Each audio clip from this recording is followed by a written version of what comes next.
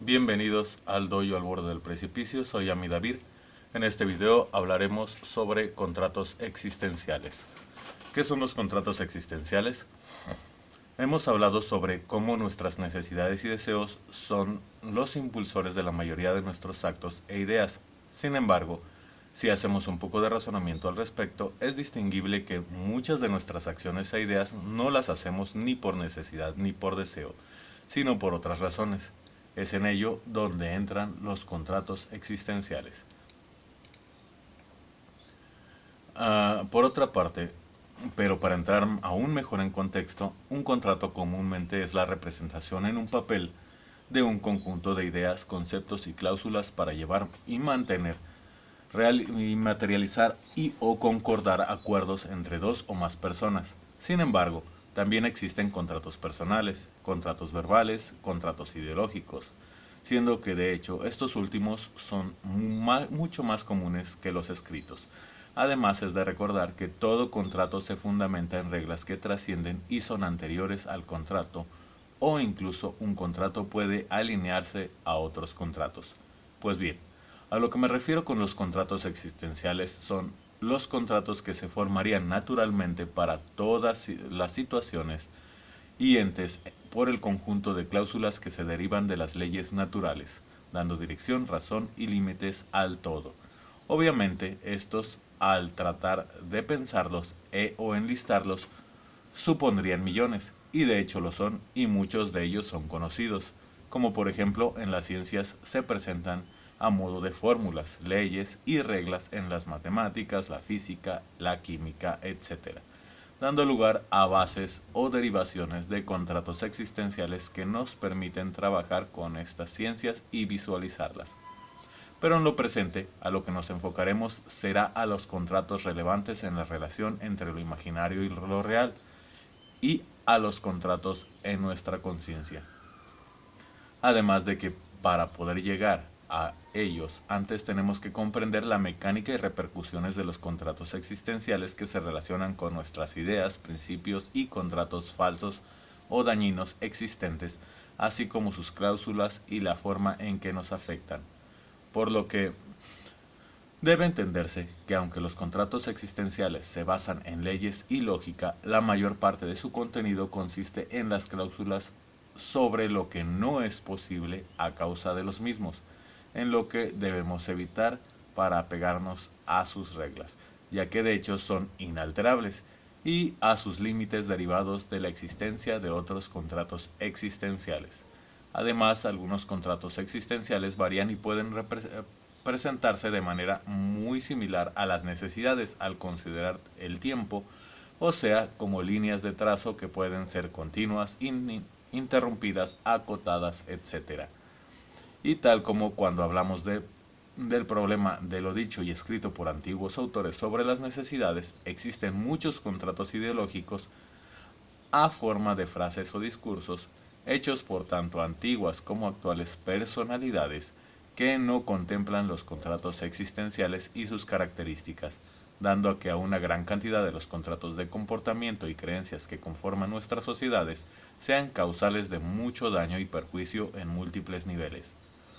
Toda idea, principio y legislación está regido antes de su establecimiento por los contratos existenciales y sus cláusulas,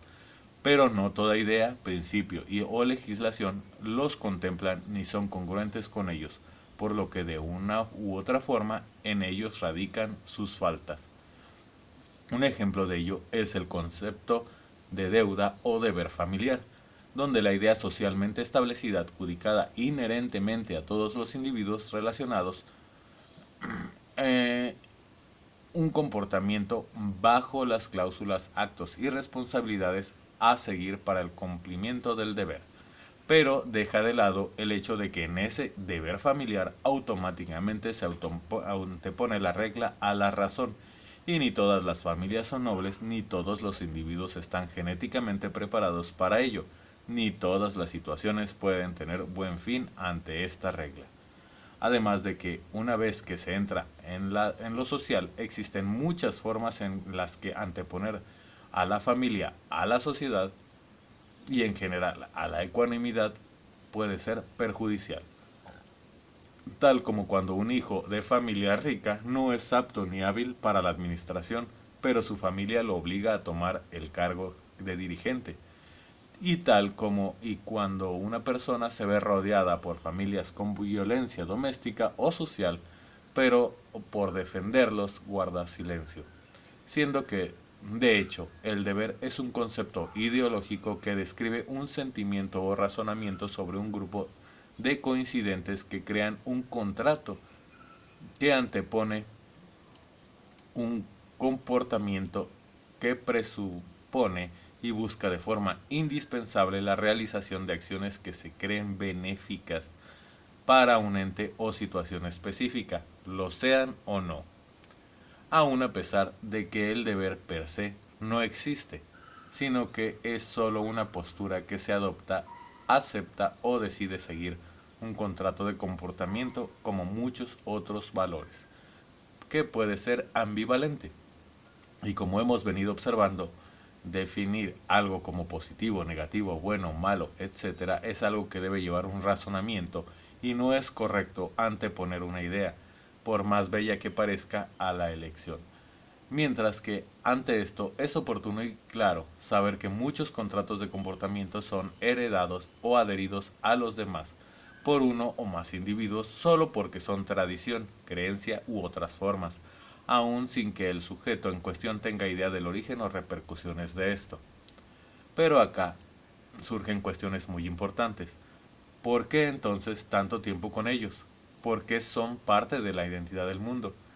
¿Qué hacer sin ellos si son columna vertebral de la sociedad? Recuerde antes de avanzar que antes pedí que esto lo leyera como algo aparte de su vida y que no tomara decisiones abruptas de todo esto, pues para corregir las cosas debemos razonar en ello, y eso llevará tiempo y esfuerzo. Esto es la introducción a la elaboración de un proyecto de revisión y reestructuración, por lo que es indispensable dedicar tiempo a su análisis por parte de los partícipes y del lector para sí mismo. Antes de pasar a otro tema, deseo hacer una observación extra sobre el efecto de los contratos de comportamiento en relación a los contratos existenciales.